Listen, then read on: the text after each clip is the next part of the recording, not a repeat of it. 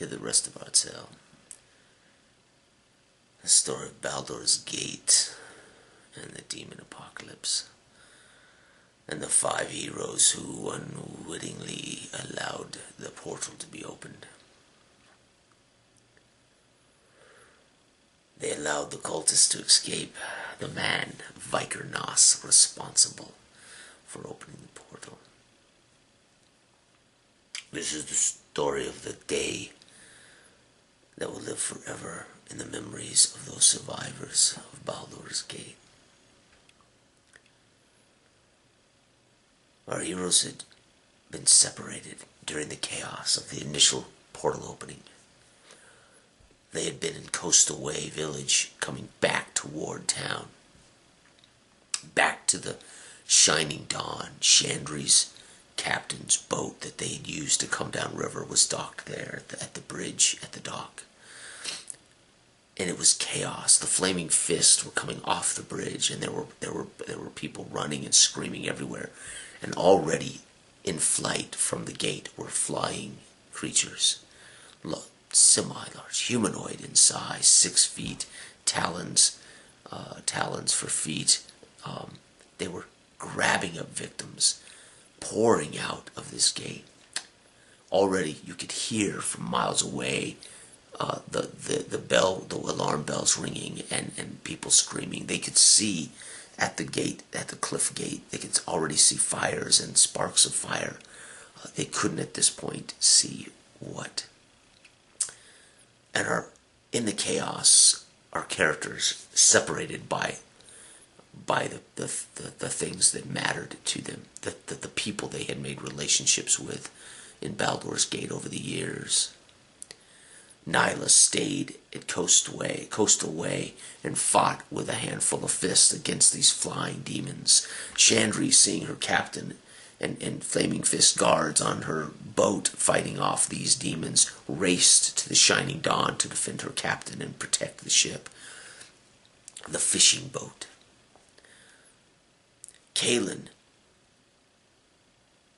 and Cedric at Worm's Crossing gate rushed up the bridge because they saw Anjak and they saw Eltum, and they ran to their aid to fight. And our Dragonborn, the bounty hunter, who developed a relationship with the jailer, the Fist Lieutenant named Wink, saw Wink at the jailhouse fighting for his life, and he raced farther up the bridge through the Worm's Crossing gate to Worm's Rock and stood by Wink's side back to back, fighting off now more demons.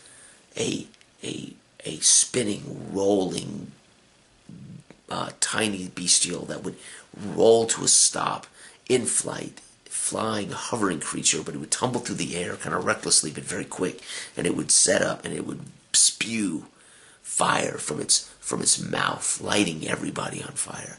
And the worst of it, when they would slay one, it would explode into a fiery ball that would cause pain and suffering upon those around it. And they fought true. Nyla dispatched those on Coastal Way and saw Chandri in need of help, and he took his soldiers and he raced over to the boat, the Shining Dawn, and together they battled on the Shining Dawn. Kaelin, standing beside her friend from the wizard school, Anjak, the one who tried to warn her about the portal and they didn't heed it, and Eltum, Cedric's longtime old friend and bard, retired bard, fighting. They went to their aid, and unfortunately Eltum and Anjak fell to the demons, and they were inundated. They were then surrounded by creatures, and they were fighting for their lives. Kaelin and Cedric were in dire trouble. Chandri, using the boat, was able to knock some of these creatures out of the air, using the sails, using the boat, fighting, shooting. They managed to protect the Shining Dawn and race up the bridge to get to Kaelin and Cedric and help them dispatch these monstrosities, these flying creatures and these balls of rolling fire spitters. And all about them, hundreds of these people running in every direction, some trying to run to what they think is the sanctuary of Baldur's Gate, but no, it's not a sanctuary. They would just be trapped in the city as it burns. And some running for the boats, and some running back through Coastal Way Village. And everywhere around them, chaos as people were dying and burning, and as the Fist was fighting to protect everyone they could. The heroes recognizing they have to work toward the cliff gate. They have to work toward the portal on the hill. The portal's so bright that it was illuminating for a mile around. They had no trouble. It was like daylight. The party came together beside Kalen and Cedric and dispatched and made room to work their way up to Khajiit and Lieutenant Wink. And they fought side by side. They come together, rallying their forces, and very quickly they move. They get Wink out of trouble, and they move up to the cliff gate. And as they arrive to the cliff gate, which opens onto Cliff Village, and then up the mountainside to the cliff where the portal glows bright, as they come under that gate, having raced through the chaos and the smoldering, this area has already been burned. These rolling demons have already wiped out many of these poor villagers, and there's fires burning. And it looks like it looks as if it is post-apocalyptic in nature already here. They come through the gate and they stand under the arch when they realize everything goes dark. They look up at the portal to see why it's turned dark as this giant demon comes through the door. Footsteps through, shoulder, head, and so massive that he actually darkens the portal as he climbs through it. And then the portal fizzles and shuts. And he is here. And his name is Calathatzawan. 25-foot giant. He's a spawn demon. And immediately they stand, those who can see with their dark vision, and watch as he comes down. He starts making his way down toward the cliff village and to Cliff Gate and toward the greater Baldur's Gate. He has a giant head, red eyes, horns. He doesn't no fire, but when he breathes, you see these what look like bees or bugs shoot out of his nose, and his entire torso are these spinning, almost like bats. His torso, he has legs and hands, and he moves, and as he does this, his torso is this constantly moving swarm of demons, little monsters, whatever. And they see him pull it all up as he rotates his body, and then he flings it out across the countryside, and it makes this blanket of little, almost like a locust horde, and it engulfs everybody running for their lives, and it hits our dragonborn who's standing in the gate and encompasses his entire body with these little demon creatures that plug his nostrils and plug his ears and choke him, and he's choking. He stumbles to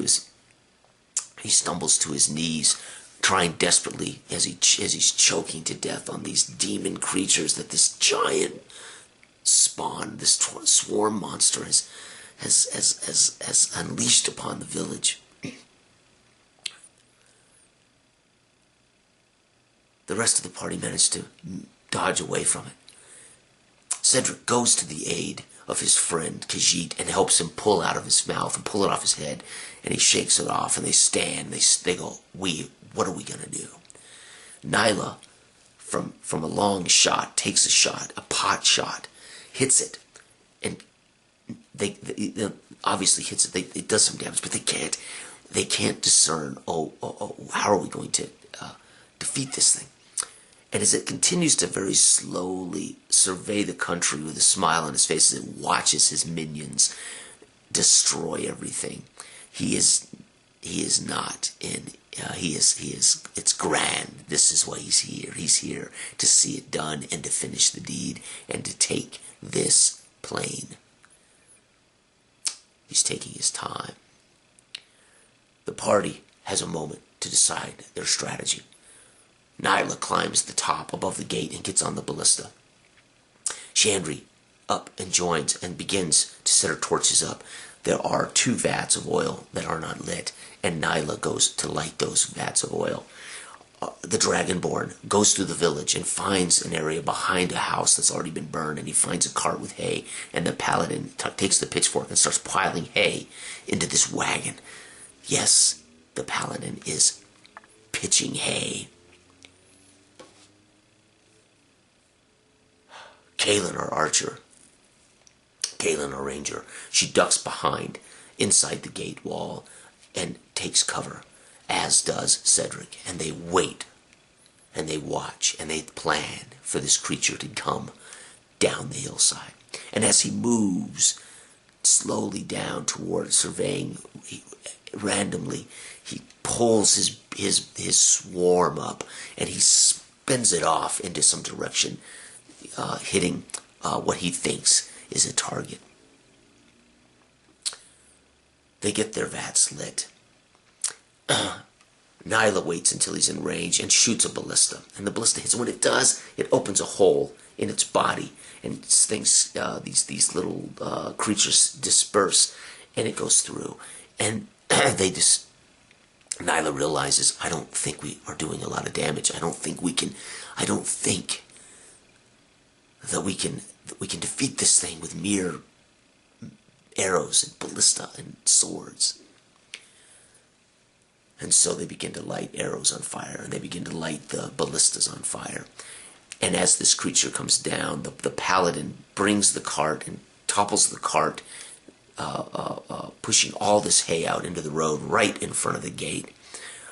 The characters, the players, the heroes still haven't realized that this thing isn't going to come through the gate. It's 25 feet tall. The gate at its top, where the ballista is 18 feet tall, it's going to come down and still look right at Nyla. It's not going through the gate, but if they can lure it to the gate and set a fire with oil and hay, this creature, they might have a chance. The Dragonborn then swoops into the gate, and as he does, the demon, our demon giant, sees him, and he now pulls everything into the center, all of his swarm, and he shoots a tight beam of these creatures, chasing the paladin as he races through the gate, under the gate, through the arch, and dives out of the way, shoots these creatures off to the streets of, and the bridge of Baldur's Gate. And they let it come on while they continue to hit it and put arrows into it. Now they see it feels this pain. They can see that the fire doesn't just, they don't just hit this swarm demon, but they can see the fire crackle and pop and take pieces of it away. And they now know, okay, we're doing something more now. Fire. And as it walks down toward, and again, it's taken a couple of pot shots with its swarm, and our heroes save themselves by rolling right, left, and ducking behind cover. And as it approaches, our archers, our rangers, have done some damage.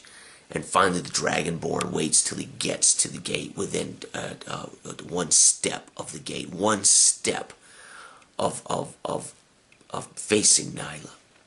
And they don't know what's to come. The Dragonborn steps out from under the gate, under the arch, and he smites the inside of his knee with a hammer blow, a war hammer blow, calling upon his god as he does so. And the creature staggers. Nyla whips the creature around the neck with her whip and swings around his head and plants her feet on his chest, just as the creature topples back, falls, hits the ground, and the swarm dissipates. And they all stand over what's left of this giant demon, his head now rolling away from what would have been his torso, his arms there free in his legs as the swarm of demon creatures vanishes. And all about them, all over the city, the screams and the yelling and the fighting, they see the little twirling fireball demons into dust, into ash.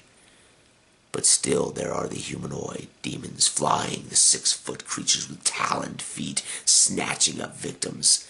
They're still there.